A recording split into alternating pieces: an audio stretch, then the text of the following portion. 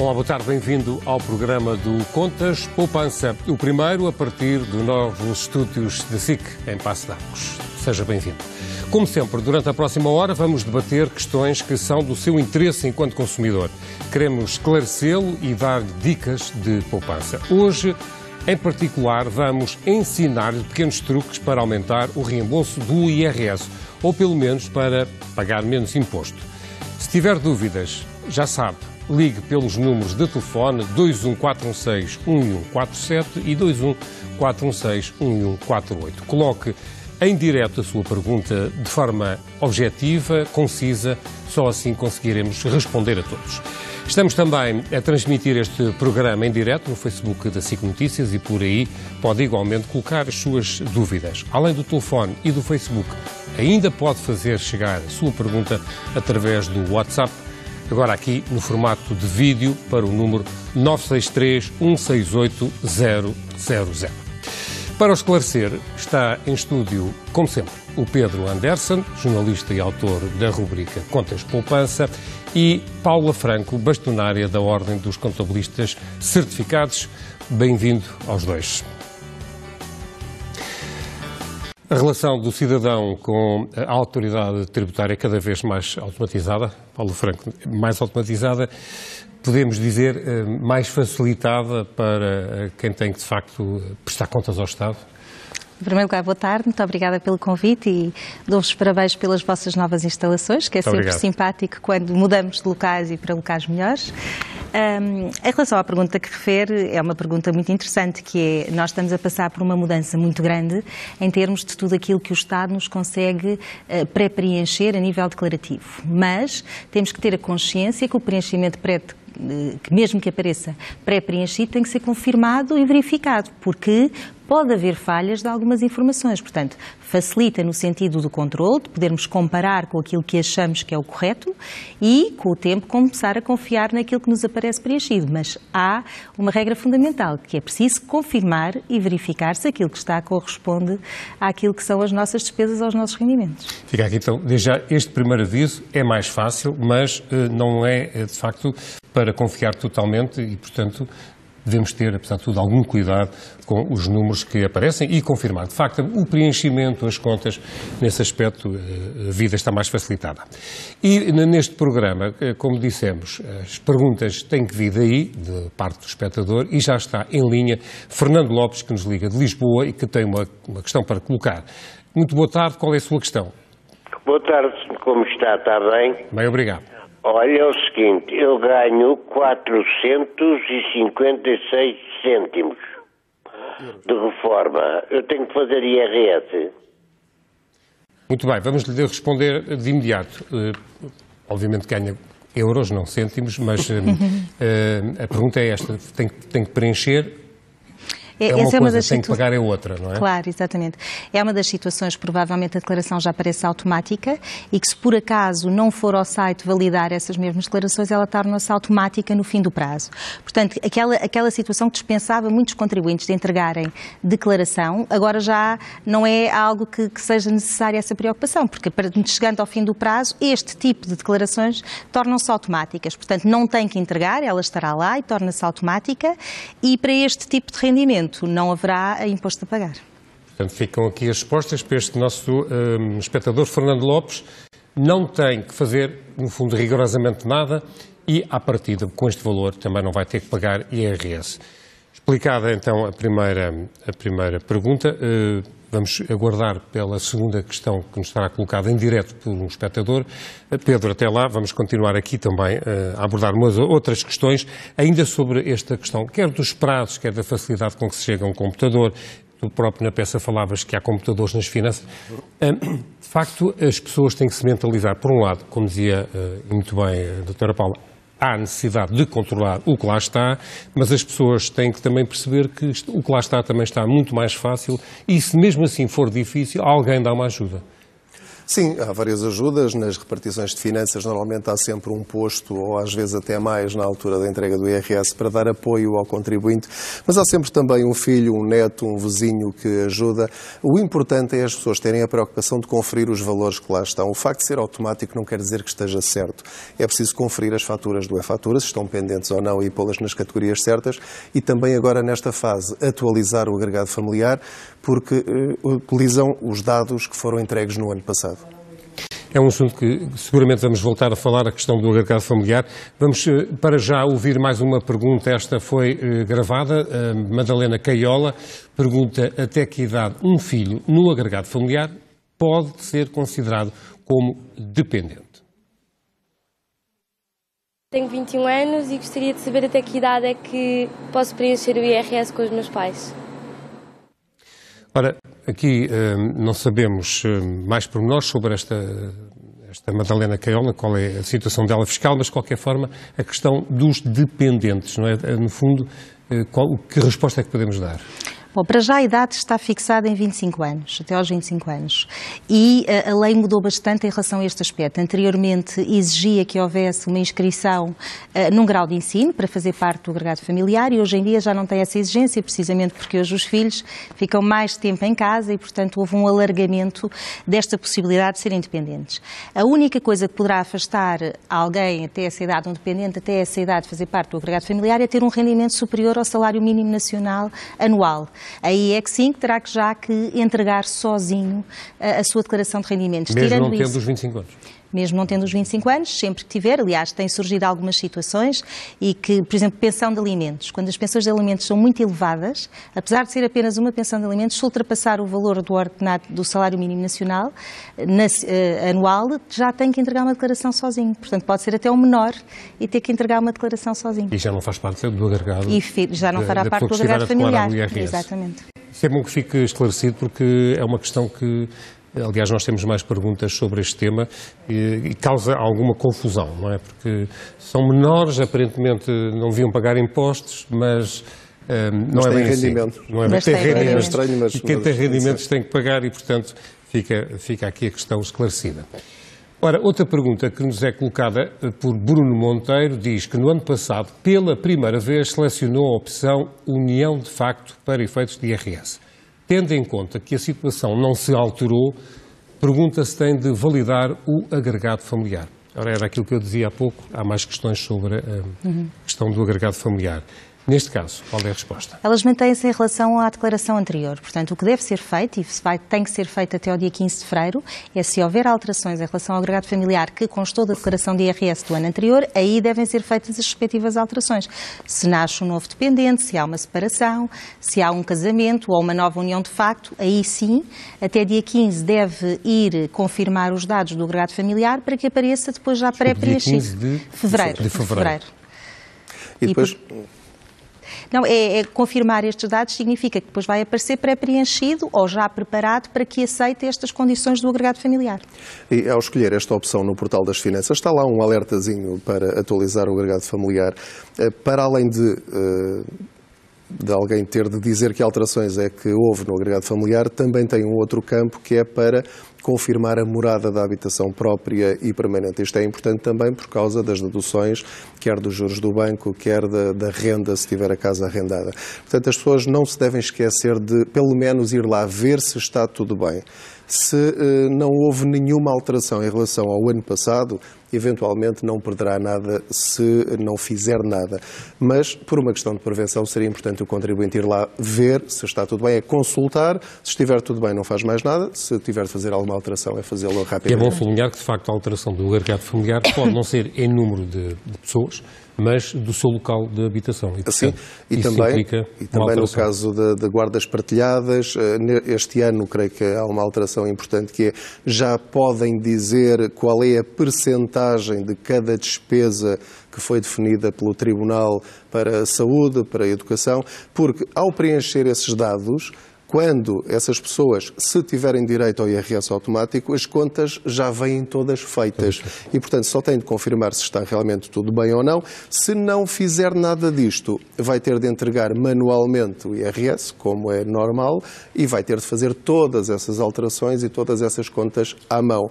Portanto, pode não mudar nada no valor a receber ou a pagar, mas terá muito mais trabalho se tiver depois de fazer tudo desde o princípio a partir de abril.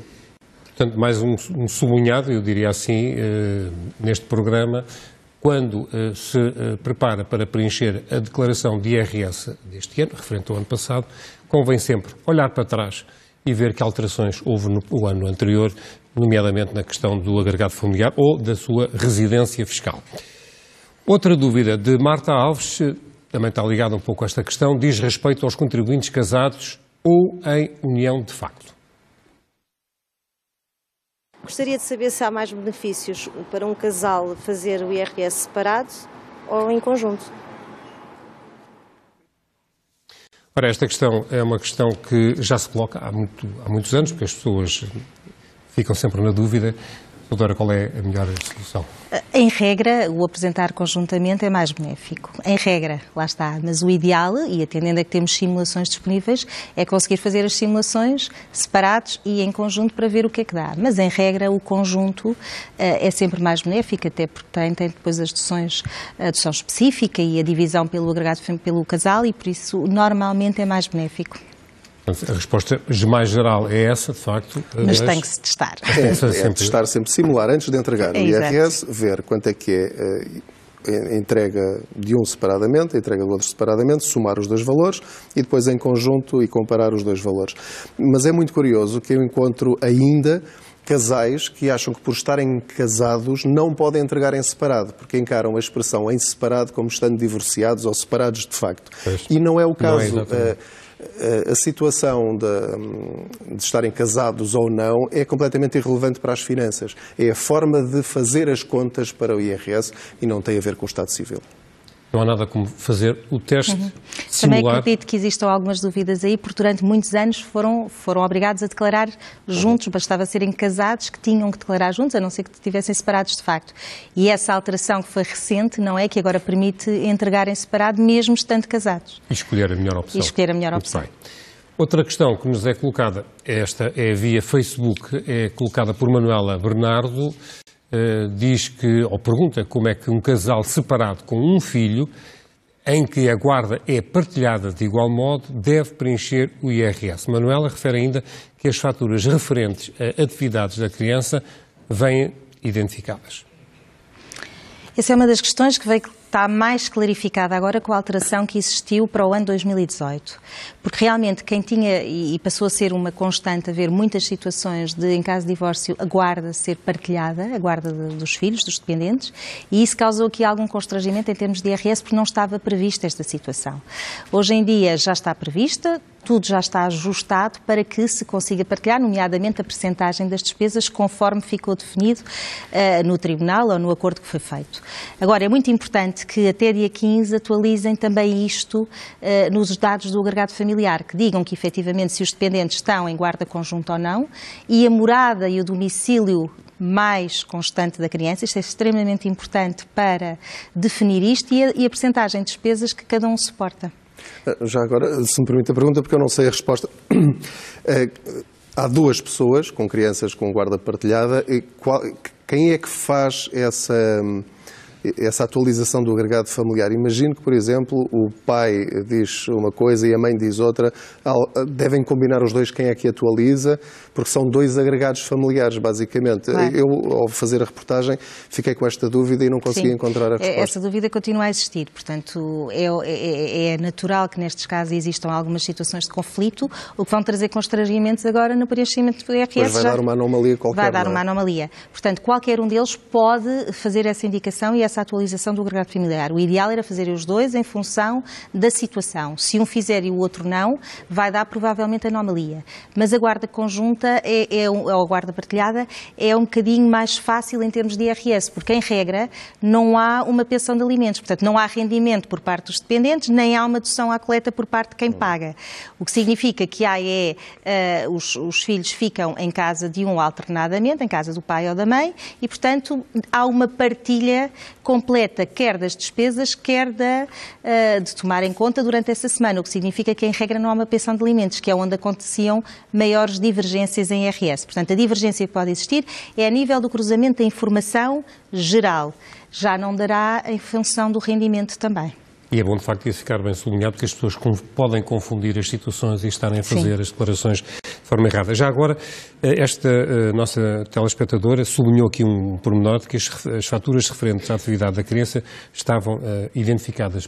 Estou a presumir que seja com não só o nome, mas também o número de contribuinte da criança, é isso? Sim, devem estar identificadas com o número de contribuinte da criança. Isso é importante. Exatamente, que é para, quando se fizer depois, e elas forem recolhidas, digamos, em termos de informação para cada um dos IRS, ir de acordo com a informação que está pré-preenchida na tal informação que se dá até 15 de fevereiro. Se não for dada essa informação até 15 de fevereiro, quando entregar a declaração, que já não pode ser automática, já tem que ser uma declaração preenchida manualmente, também vai ter que completar com essas informações e separar as despesas. E depois lá está, se der alguma divergência, tem que ajustar em função disso. Vamos mudar agora um pouco o tipo de perguntas. A nossa telespectadora Ana Margarida, através do Facebook, Margarida Fonseca, através do Facebook, quer fazer uma questão que tem a ver com a vontade que ela tem em contribuir para uma instituição, mas diz que não consegue selecionar a opção de consignar parte do IRS. Apenas lhe aparece a opção de consignar IRS e IVA. Pergunta, então, se essa escolha só é feita no momento do envio da declaração. Também na confirmação do agregado familiar, agora é possível já dizer que se quer consignar o IRS e a quem. A consignação do IRS, de parte do IRS ou de parte do IVA, são duas consignações diferentes. E, portanto, tem que pôr o picozinho só na do IRS se quiser só consignar o seu IRS para uma instituição. Mas isso apenas na altura da entrega. Da entrega. Porque eu estive agora a só identifica parte, a instituição. Só identifica a instituição. Portanto, não havendo ainda essa opção, é na altura do IRS da entrega do IRS, verificar se lá está de facto a instituição que escolheu, que em princípio aparecerá automaticamente. É a primeira vez que isso vai acontecer. Nos anos anteriores tínhamos de ir lá pôr o NIF da instituição. Portanto, se aparecer automaticamente a instituição identificada, depois aparecem a seguir, em princípio, as duas cruzinhas e seleciona aquela que quer escolher. Sendo que o IRS não sai do nosso bolso, se eu puser a cruzinha no IVA, já sai da minha dedução e já sou eu que estou a entregar do meu bolso a essa instituição. Também é bom que fique esclarecido para que as pessoas, obviamente, depois também não sejam apanhadas. Porque houve muita gente que, ao engano, punha as dúvidas que não estavam a dar e depois queixavam-se que estavam a receber menos dinheiro. Não até se quiserem podem, mas pode-se criar uma situação de algum estrangimento. E é importante as pessoas perceberem o que é esta dedução do IVA. É todo o dinheiro que nós pusemos de lado ao longo do ano passado em cafés, restaurantes, pastelarias, atividades hoteleiras e da restauração, o Estado devolve-nos 15% de todo o IVA que nós pagamos. Portanto, se eu puser aí a cruzinha, estou a dar isso a essa instituição e não a beneficiar eu. Claro. É um direito que também a pessoa pode ter. Claro, mas que seja consciente e não por engano, exatamente. Evidentemente. Ora, outra questão agora é colocada por Wanda Santos, Teresa Alves, assim é que é, porque está em linha, está ao telefone, está ligado a Santarém. Vamos então ouvi-la. Muito boa tarde. Qual é a questão que gostaria de colocar? Ora, muito boa tarde. Eu chamo-me Teresa Alves. Obrigada pela oportunidade. Eu estou a ligar para pedir, se me for possível ser indicado, uma dúvida que eu tenho que diz respeito ao seguinte. Eu passo a explicar que talvez seja mais fácil. Eu fui fiadora de uma pessoa que não habita comigo, nem sequer sou familiar, fui fiadora dessa pessoa, e a pessoa em 2015 deixou de pagar a hipoteca pela qual eu fui fiadora. A partir dessa altura eu tive que passar a substituir a pessoa, o beneficiário dessa mesma hipoteca, e acontece que, como estão a apresentar nesta altura as declarações para o IRS, as várias hipóteses que há de declaração, eu lembrei-me de perguntar se era possível eu apresentar como despesa minha, uma vez que estou a fazer, esses valores que estou a depositar no banco em substituição do principal beneficiário, que não sou eu. Muito bem, Teresa Alves, acho que sim, que a sua questão ficou claríssima. Vamos dar já uma resposta. Não será dedutível, porque estas questões, vamos lá ver, a possibilidade de termos determinadas deduções no nosso IRS tem a ver com despesas próprias, não é? E isto é uma situação que, embora aconteça com alguma regularidade, infelizmente, quando há incumprimento, não tem a ver com uma despesa da própria pessoa, mas sim de estar a assumir, mas está a assumir uma despesa terceira, e tem a ver com a habitação própria, tem a ver com empréstimos. Aliás, os empréstimos têm até situações bastante definidas e os arrendamentos também, e por isso até os novos já nem entram para efeitos de dedução, os novos empréstimos, e por isso não tem qualquer hipótese de pôr no seu IRS. Até só para acrescentar, por exemplo, alguém que tenha duas casas, a casa de habitação própria permanente e uma de férias, só pode deduzir juros ou rendas da sua casa própria. Se tiver uma casa de férias, não pode deduzir nada dessa casa de férias. Portanto, é só habitação própria e permanente. Se for outra casa, não é o que está na lei, podemos concordar ou não, mas é o que está na lei, não tem direito a mais nada. Fica de qualquer forma aqui a resposta para Teresa Alves. Temos pena que seja esta a resposta a dar, mas é de facto aquilo que está na lei.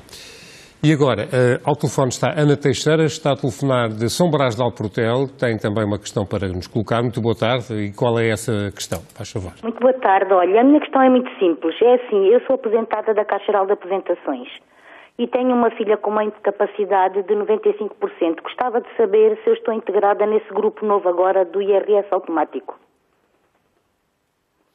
Bom, para isso também era preciso saber quanto é que a senhora ganha, não é? Não, se não tem outro tipo de rendimentos. Portanto, se só tiver rendimentos da categoria A e H. Pois. Só tiver rendimentos da categoria H, se a sua filha, por ter essa dependência, faz parte, no fundo, continua a ser dependente, não naqueles dependentes até aos 25 anos, mas pelo grau de deficiência que tem, mantém-se no agregado familiar e deve ter as cláusulas preenchidas para esse efeito. E, se tiver o agregado familiar do ano passado, ou se o confirmar agora até 15 de fevereiro, pode entregar uma declaração automática. Não vejo porque não. Não era essa, a ver se poderia fazê-lo ou não. Sim. Normalmente vou ao contabilista e ele é que me faz esse tipo de serviço. Okay. Portanto, em princípio sim, a resposta é sim, fica aqui a resposta à sua questão. Olha, muito obrigado também por ter ligado. E agora vamos para uma questão que nos foi colocada agora sim por Wanda Santos no Facebook, e diz que a filha esteve a estudar até julho de 2018, portanto ano passado, e que depois de concluir o curso começou a trabalhar. Quer saber como deve proceder em sede de IRS. Se ainda a pode considerar dependente, declarando os valores que recebeu em conjunto com ela, ou se terão ambas de preencher a declaração separadamente. Ora, uma questão que possivelmente acontece a muito boa gente quando os filhos começam a trabalhar. Doutora, como é que é neste caso? Precisamos de saber se o rendimento que oferiu nestes últimos 6 meses excede ou não o salário mínimo anual, que é a partir da volta de 8.120 da filha. Se não o que está em causa é isso, é a filha poder fazer parte ou não do agregado familiar. A idade tem 22 anos, parece-me que foi isso que disse, portanto, cumpre os requisitos, começa a trabalhar e se essa remuneração que oferiu nos últimos 6 meses excederem o salário mínimo nacional, já não pode fazer parte. Se for inferior, pode optar por o fazer. Portanto, é uma questão também de contas. Portanto, isto é uma opção de já declarar sozinho ou declarar em conjunto com o agregado familiar, desde que seja inferior ao salário mínimo. Estamos a falar de 7.000 e tal euros, não é? 8.000, portanto, são 580 vezes 14, não é? Portanto, fazer essa conta, se for inferior a isso, ainda entra com a mãe. Se for superior a isso, é obrigatório que ela entregue sozinha. E em relação por acaso ela não disse a idade era da espectadora anterior, sim. mas fica aqui esclarecido, obviamente, se for inferior aos 25 anos, a regra é esta, se for superior aí, já terá que entregar a filha sozinha. Terá que fazer a declaração sozinha. Vamos para outra questão que nos é agora colocada por António Figueiredo, tem dúvidas em relação ao IRS automático. Gostaria de saber, efetivamente, em que moldes é que se processa o IRS automático, quem tem direito e quais as vantagens. Ora, esta é uma questão muito pertinente porque é tão genérica, mas acaba por ser muito importante, porque muitas pessoas ainda não perceberam a palavra automático, pode induzir aqui às vezes em erro. Porque, como o senhor pergunta, quais são as vantagens? Isso é que é importante saber, porque há aqui, de facto, que definir melhor o que é o IRS automático. Eu acho que a grande vantagem do IRS automático é a facilidade de já nos aparecerem os campos todos pré-preenchidos e só termos que os confirmar. Volto a lembrar que é extremamente importante a confirmação dos valores. Para quem é que se aplica? Vou interromper. Se a pessoa não confirmar... Vão os que estão preenchidos. Vale o que lá está. Vale o que está. O IRS automático aplica-se essencialmente a rendimentos da categoria A e H e taxas liberatórias que não tenham que ser declaradas. Portanto, desde que o agregado familiar esteja completo a nível da declaração do ano anterior ou que tenha sido acrescentado agora ou que seja acrescentado até 15 de fevereiro, tudo à partida que diga respeito àquele agregado familiar vai aparecer pré-preenchido na declaração automática. A declaração automática tem uma vantagem que é os valores já estarem todos pré-preenchidos, aparecer logo uma simulação do valor a reembolsar ou a pagar e o contribuinte poder confirmar e submeter logo essa declaração com essa confirmação. Mas, voltamos sempre a dizer, a confirmação dos valores é fundamental e, por isso, deve ter o cuidado de verificar, por exemplo, as despesas. Uma das coisas que nem sempre corre muito bem no cruzamento da informação são as despesas, por exemplo, de rendas. Porque os senhorios, se não declararam essas rendas que foram pagas, não aparecem pré-preenchidas. Portanto, e é uma perda, aí o contribuinte pode perder um valor de dedução, que significa pagar mais imposto. Estamos a falar de 500 e tal euros. 500 e tal euros, que pagam mais de imposto ou recebem menos. Exatamente. Só porque não foram verificar a questão das rendas, fora todas as outras situações. Portanto, o que é importante é que estes contribuintes que querem preencher ou que querem aproveitar a declaração automática, que tem como vantagem o aparecer já preenchida e já trabalhada até ao fim com a simulação para saber se efetivamente é aquilo que vão receber ou pagar. Se querem, devem ter o cuidado de verificar todas as situações antecipadamente, nomeadamente até 15 de fevereiro o agregado familiar, ou se manteve ou não se manteve face ao ano passado. Depois, até 25 de fevereiro, validar as faturas no e-fatura, para que tudo esteja certo. E até 15 de março ainda vai ter que ir ver se as suas deduções que lhe aparecem, que entretanto o IRS e os serviços da autoridade tributária apresentam como deduções, estão corretas. Nomeadamente as rendas, porque, por exemplo, o valor das rendas não aparece no e-fatura, não é uma das faturas que vai validar, porque as rendas não são faturas, são normalmente tituladas por recibos. E essas não se validam, vão confirmar-se posteriormente nas deduções até 15 de março. Permite-me só acrescentar, e os espectadores fazem muitas vezes esta pergunta ao Contas Poupança, que é, não me aparecem aqui as taxas moderadoras, não aparecem as propinas do meu filho, não aparecem as despesas da escola. Tudo isto não aparece no e-fatura, só vai aparecer numa outra página. Isso é extremamente importante. Exatamente, em março.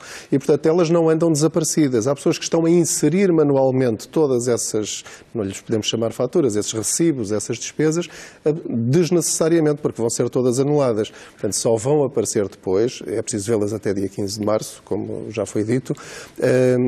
Neste momento é concentrar-nos no e-fatura com aquilo que nós tivemos como despesas nas várias outras áreas da nossa vida enquanto consumidores ao longo de 2018. Também é bom sublinhar, nesta questão do IRS automático, uma ideia que está errada, obviamente, que por ser automático quase que é uma benesse para, ou um privilégio para não pagar o IRS ou, enfim, ter ali qualquer dedução especial. Ele só é automático porque está lá, como dizia muito bem, os campos todos pré-preenchidos e, portanto, é um automatismo. O pagar ou não pagar tem a ver com os valores que lá estão e com aquilo que lá vai aparecer. Não é? Portanto, aquilo são os dados que a máquina fiscal tem não quer dizer que estejam certos. Agora, facilita a vida de quem não quer ter trabalho de verificar ou de estar a inserir valores ou a alterá-los. Claro. E com isso pode estar a perder centenas ou até milhares de euros. Este espectador quase que colocava a questão de perguntar como é que eu me posso candidatar. Como se fosse uma coisa boa. É uma coisa boa porque nos facilita a vida, mas não quer dizer que o resultado final seja pagar bom. ou não pagar. Por exemplo, uma das grandes vantagens que eu acho que a declaração automática tem é que no final do prazo, neste caso este ano, que é até final de junho, se passar junho, aqueles faltosos, quem não entregou, torna-se automaticamente entregue. E, portanto, se não tiver rendimentos de outra categoria, é uma das situações que evita depois a aplicação de COMES. Portanto, essa parte eu diria que é mais positiva de tornar automática essa declaração e, portanto, torná-la como entregue ao Estado. E, portanto, já não há faltosos neste aspecto. A não ser que tenha outros rendimentos, continua faltoso na mesma, apesar dos rendimentos da categoria H já terem sido submetidos. Mas pode estar a perder muito dinheiro por achar que está tudo feito. Quando nós deixamos o trabalho nas mãos de outros e esses outros não têm a competência que nós acharíamos que têm, neste caso nem sequer é uma pessoa que está a fazer as contas por nós, é uma máquina, é um computador que só aplica fórmulas,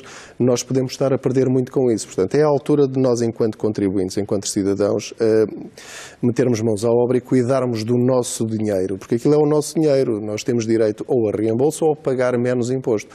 Ninguém está aqui a falar em fugir ao imposto, é pagar aquilo que é justo, nada mais do que isso. Aliás, há bocado uma das telespectadoras dizia, eu e ao meu contabilista, assim já não preciso ir. Eu acho que não é bem essa a opção, porque se realmente temos alguma dificuldade em verificar os valores, devemos continuar a procurar profissionais e, sem dúvida, que os profissionais qualificados são os contabilistas certificados.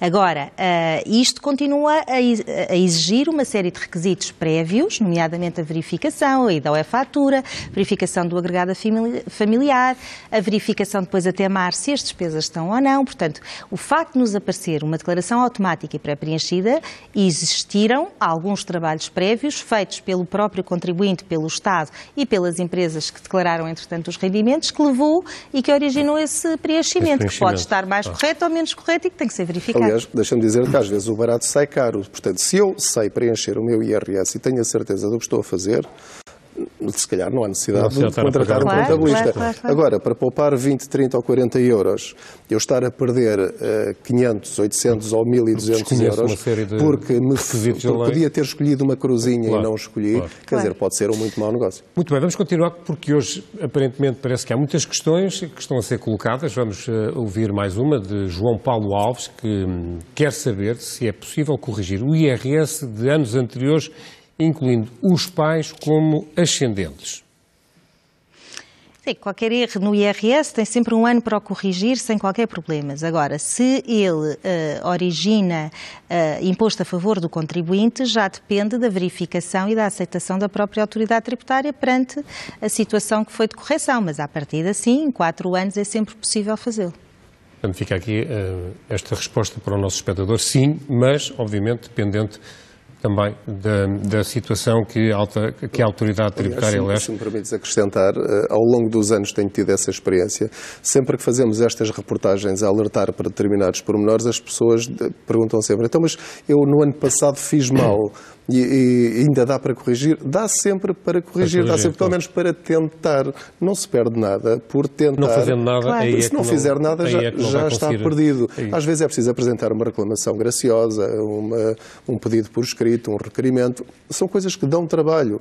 Agora, se eu, por apresentar um requerimento, a pedir uma alteração no meu IRS do ano passado, se receber mais €1.000... um balcão das finanças, de certeza que o funcionário vai, obviamente, esclarecer. Não temos de ter medo nem achar que as finanças são um bicho-papão. Eles estão a fazer o trabalho deles. Nós, enquanto consumidores, temos de fazer o nosso. Claro, exatamente. Bom, e temos mais um espectador em linha. Vamos saber já qual é a questão que nos quer colocar. Está ligado de Cascais. José Gonçalves, muito boa tarde. Qual é, então, a questão? Muito boa tarde e obrigado por me atenderem. Quero cumprimentá-los a todos, sem exceção. Obrigado. É o seguinte, eu faço parte daqueles que tiveram carreiras contributivas longas. A minha foi de 47 anos. Mas, infelizmente, derivado à extinção do posto de trabalho, tive que reformar mais cedo e por isso fui penalizado. Ganhava pouco na altura e a reforma também é pouca, não é?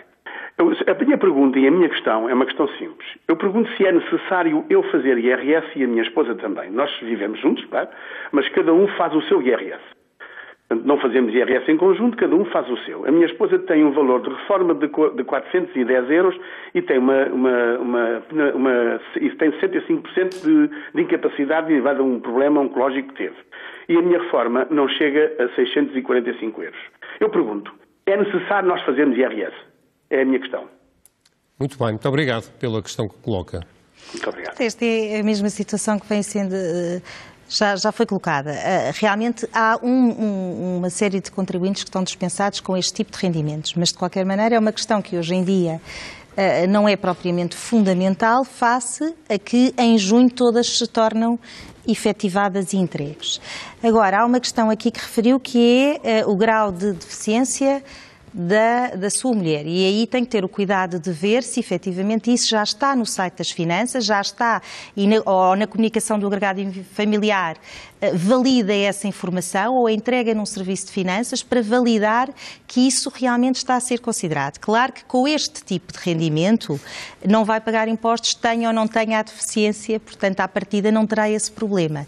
Quanto à questão de serem casados e declararem separadamente, isso é uma opção que vão ter que fazer entregando a declaração. Não entregando, sujeitam-se à informação que o Estado dispõe. Já agora, uma dica que eu não sei se aplica a este caso ou não. Em famílias ou agregados familiares em que os rendimentos são muito baixos, há uma opção que se chama o englobamento, em que, por exemplo, se tem juros de um depósito a prazo no banco, ou tem uma casa arrendada, ou se tem outros rendimentos para além da sua pensão, se entregarem IRS e puserem essa opção do englobamento e declararem esses rendimentos, há imensos casos em que podem ter uma agradável surpresa e receber todos os juros que pagaram de taxas liberatórias e de impostos sobre esses rendimentos que lhes são devolvidos, ou seja, é um daqueles poucos casos em que podem ter lucro, entre aspas, por entregarem IRS. Portanto, com rendimentos baixos e se têm outros rendimentos, testar sempre o englobamento. Podem ter ali um subsídio de Natal ou um subsídio de férias sem estar à espera. É verdade, ele levantou aí uma questão muitíssimo importante que vem contrariar um bocadinho aquela vantagem da declaração automática, que a declaração automática nunca contempla estas situações. E, em regra, quando temos rendimentos de capitais sujeitos a taxas liberatórias e por depois a inclusão dos rendimentos ou o englobamento dos rendimentos é feito, normalmente não é sobre a totalidade, vai-se recuperar muito imposto. E a maior parte dos contribuintes não utiliza esta premissa que tem. São direitos que nós temos, que nos põem dinheiro na carteira em vez de tirar e muitas pessoas não sabem. Ainda bem que fica aqui mais um esclarecimento, isto vão surgindo à medida também que nos vão colocando as questões. Ora, e temos mais uma o pai de Fernanda Santos, que faleceu em junho do ano passado. Fernanda pergunta-nos agora como é que a mãe deve atualizar o agregado familiar e a casa de habitação permanente, uma vez que no portal das finanças a casa está em nome do pai, portanto, a pessoa que faleceu. Aqui já é mais completo, não é? Portanto, quando há a morte de um familiar em que há um direito de sucessão, não é? Tem que ter logo dois atos. Um ato perante as finanças em que declara o óbito e a sucessão da herança, portanto que vai derivar numa herança indivisa.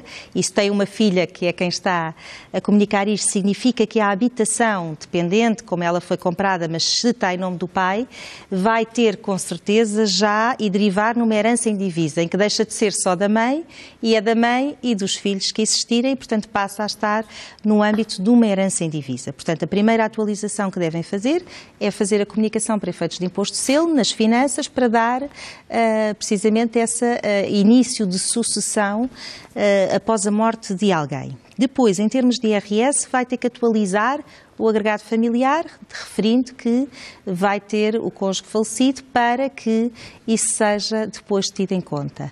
Agora, tem que ter alguns cuidados em termos declarativos, porque, no fundo, a mãe da Maria Fernanda vai declarar no seu IRS o falecimento do seu cônjuge para que o IRS seja apurado em função disso. Este é daqueles casos, se calhar, em que é melhor contactar um contabilista, não é? Claramente, claramente. Mas é de facto... Penso que era também uma preocupação desta telespectadora, a casa estar em nome do pai.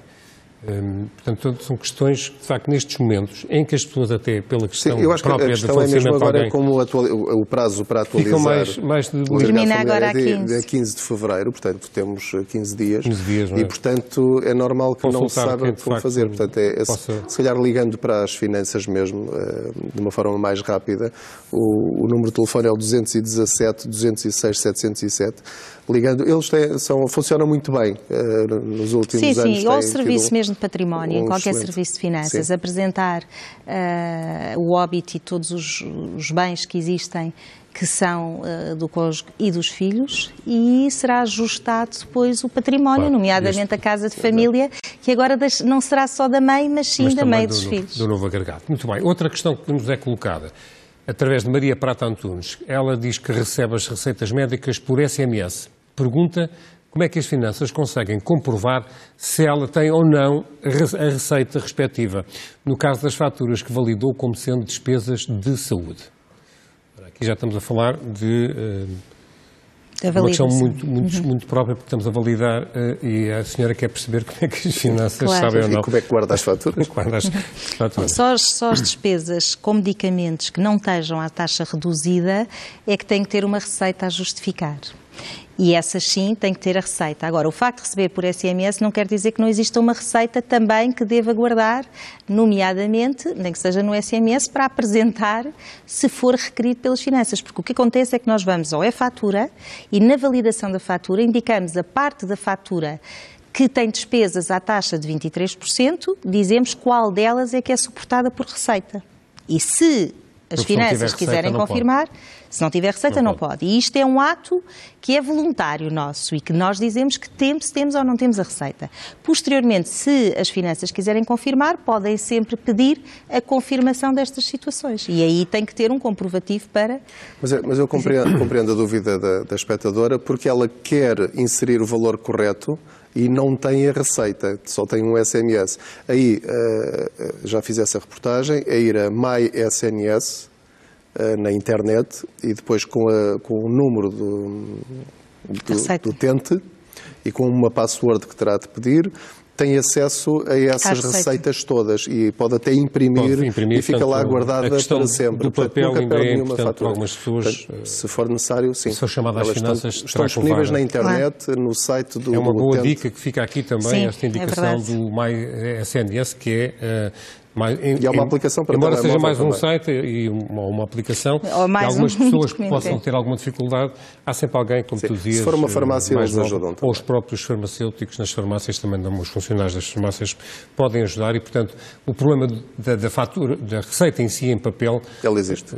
Está ultrapassada, não fica só pelo SMS e, portanto, pode ser apresentada na repartição das finanças, se for necessário. Outra questão que nos é colocada é por José Prezado, que tem uma dúvida em relação ao que se tem de declarar em caso da venda de bens herdados. Na questão de uma herança, recebemos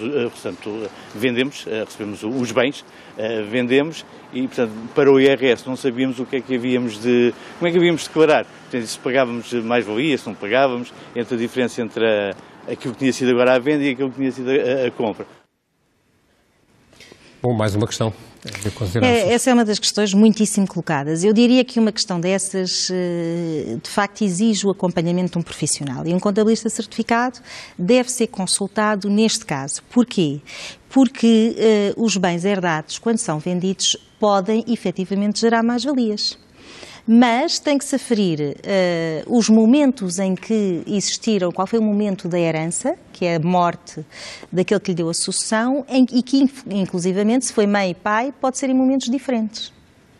Se nós temos, por exemplo, um bem herdado dos nossos pais, em que um, por exemplo, faleceu antes de 1989 e outro faleceu depois de 1989, consoante as percentagens que herdamos, porque também são diferentes, porque quando um dos cônjuges sobrevive, ele vai herdar uma percentagem também que depois é que passará para os filhos, o que significa que tudo isto tem que ser refletido na declaração das mais-valias.